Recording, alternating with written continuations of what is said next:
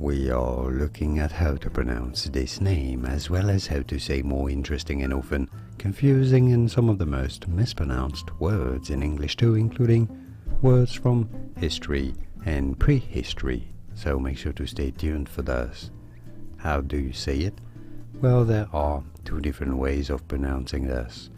For a more genuinely Latin sounding pronunciation, it is often said as sapiens, sapiens, because this would be more the way the Romans, ancient Romans, or the Latin speaking people would say it.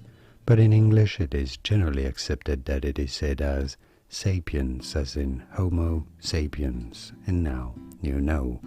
Here are more videos on how to pronounce more interesting words and names whose pronunciations aren't always obvious. I'll see you there to learn more. Thanks for watching.